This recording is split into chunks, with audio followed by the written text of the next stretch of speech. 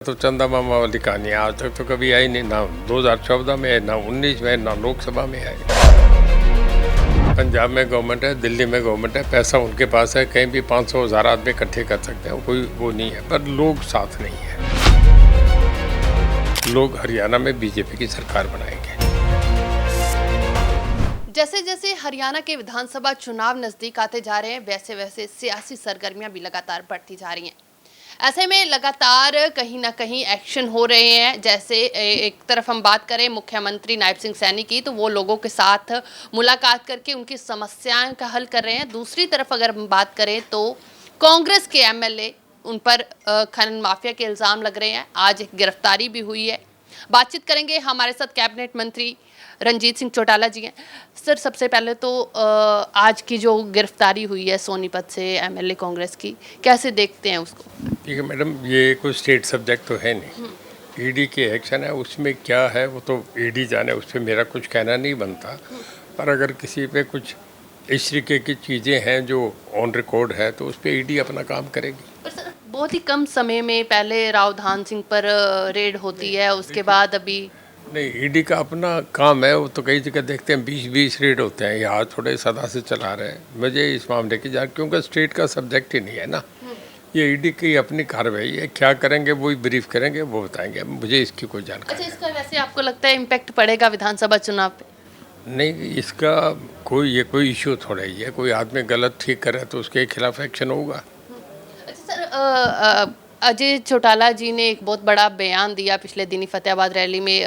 हुड्डा साहब पे बोलते हुए नजर आए, कहने लगे कि इनको लुंगी, कुर्ता, चुनरी ये सब उठाना पड़ेगा, फिर जाकर इनको शायद टिकट मिलेगी। इनकी टिकट तो खुद की फाइनल नहीं है। इनकी हुड्डा साहब की पता नहीं अब क्या कह दें। मैं कोई कैसे देखते हैं? मतलब ऐसा बयान एक सियासतदान को आपको लगता है सही है? कोई बात ठीक हो उसका जवाब देने को तैयार हूँ, जिन बातों का कोई मतलब नहीं उसका मैं क्या कमेंट करूँ, मैं कुछ नहीं कहूँगा। अच्छा चौटाला साहब, आज एक एमओयू साइन किया गया मुख्यमंत्री की ओर से, वो क्या है उस एमओयू में खास? तो सीएम साहब बताएंगे एमओयू क्या है, उन्होंने साइन करा तो मैं क्या बताऊँगा। बट आप कैबिनेट में हो मैं कैबिनेट में हूँ तो कैबिनेट में आए तो एजेंडा में पता ना। अगर सीएम कोई करते हैं तो सीएम तो हेड ऑफ द स्टेट है, कहीं भी एमओयू करेंगे। कल बिहार जाके कर सकते हैं, कल दिल्ली जाके कर सकते हैं। दो स्टेटों का आपस का मामला होता है, उसमें ज़रूरी नहीं होता कि कैबिनेट को बता के करें, कैबिनेट को बाद में इन्फॉर्म कर दिया जाता है। या कुछ चीज़ें सीएम अपने लेवल पे करते हैं, उसकी ज़रूरत भी नहीं होती, हेड ऑफ द स्टेट है वो। अच्छा सर, आने वाले विधानसभा चुनाव को लेकर क्या कुछ तैयारी है? क्योंकि आम आदमी पार्टी ने भी डिसाइड कर लिया कि वो अकेले ही चुनाव मैदान में आएंगे, कांग्रेस अलग से आ रही है, हालांकि लोकसभा में अलायंस था दोनों का। देखिए, मेरा ये मानना है कि 2014 में हम 47 सीट जीते थी, बीजेपी असेंबली सेगमेंट्स की बात कर रहा हूँ, और फिर उसके बाद 2019 में 40 पे जीते। अभी जो ये रिजल्ट ने आया इसमें 43 पे जीती है। तो मैं समझता हूँ 3 बढ़ के आई हैं। अब जैसे विधानसभा के चुनाव के, जैसे मैं लोकसभा लड़ रहा था, मैं था नहीं, अब रानिया मैं लड़ूंगा तो जो सीट हम हार रहे थे वो अब मैं जीतूंगा। तो ऐसे हमारे 5 कैंडिडेट जो चुनाव हारे हैं वो भी जीतने वाले कैंडिडेट हैं। मेरा ये मानना है 50 से ऊपर बीजेपी जीत के आएगी।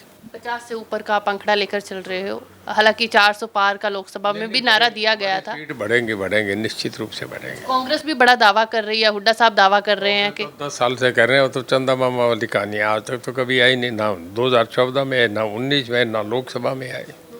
पर लोकसभा में इस बार ही अच्छा प्रदर्शन हुआ है, 5 सीटों पर उन्होंने भी तो 5 आई हैं, पर वो जो कह रहे थे हम जीतेंगे, तो पिछली बार हम दोनों में स्वीप भी तो कराया मैंने। आप आम आदमी पार्टी को देखते हो मुकाबले में चौटाला जी? मैं नहीं मानता हरियाणा में कहीं है। पर कुरुक्षेत्र में अच्छा वोट बैंक, हालांकि हार का सामना करना पड़ा, परंतु अच्छा वोट बैंक लेकर कई बार कॉम्बिनेशन ऐसे बने थे, उसको मिल गए, पर मैं नहीं मानता कि आम आदमी पार्टी हरियाणा में कहीं है। आज पंचकुला में भी आम आदमी पार्टी एक बड़ा इवेंट कर रही है, वहाँ पे अरविंद केजरीवाल जी की पत्नी भी है। पंजाब में गवर्नमेंट है, दिल्ली में गवर्नमेंट है, पैसा उनके पास है, कहीं भी 500,000 आदमी इकट्ठे कर सकते हैं, कोई वो नहीं है, पर लोग साथ नहीं है। सर, आज भी केजरीवाल जी को मारने के दोष लगाए जा रहे हैं भाजपा पे। मैं इन बातों को नहीं मानता जिनके कोई आधार पूछ नहीं है। इन बातों में क्या कोई मार क्यों करेगा कोई ऐसा काम। तो ये बोला जा रहा है कि लगातार उनका शुगर लेवल जो है वो बिगड़ता जा रहा है, उनकी सेहत बिगड़ती जा रही है। ये बोला जा रहा है कि सरकार जो है तमाम ईडी को, सीबीआई को यूज़ कर रही है। नहीं, कोई ऐसा काम कभी नहीं। तो इंदिरा गांधी पे भी एलिगेशन लगता है, एक भी नहीं बना। ये बेकार की बात है, इनमें मैं नहीं मानता कुछ। अच्छा सर, लोगों के बीच में आप चाह रहे हो, क्या लोगों की राय है? क्योंकि पहले 9.5 साल खट्टर जी मुख्यमंत्री रहे, उसके बाद अभी हाल ही में सैनी जी को मुख्यमंत्री बनाया गया है। तो इस चीज़ का कैसे आप देख रहे हैं? पॉजिटिव इम्पैक्ट पड़ रहा है या नेगेटिव? देखिए, पार्टी के निर्णय होते हैं, कहीं कभी क्या फैसले लिए जाते हैं जनता पार्टी के का। बीच में क्या है? लोग बीजेपी के साथ हैं, लोग मोदी के साथ हैं, लोग हरियाणा में बीजेपी की सरकार बनाएंगे। अच्छा, क्या कुछ रणनीति रहने वाली है विधानसभा को लेके? कुछ नहीं, अच्छे कैंडिडेट्स बनाएंगे, बढ़िया मैनेजमेंट होगा, चुनाव जीतेंगे। बहुत बहुत धन्यवाद सर। तो बिल्कुल रंजीत चौटाला जी हमारे साथ थे, जिन्होंने साफ साफ कह दिया है कि 50 सीटों का टारगेट लेकर चल रहे हैं विधानसभा चुनाव में, और आम आदमी पार्टी को कहीं पे भी मुकाबले में नहीं देखते। कैमरा पर्सन संदीप के साथ शालू मेरौक, चंडीगढ़।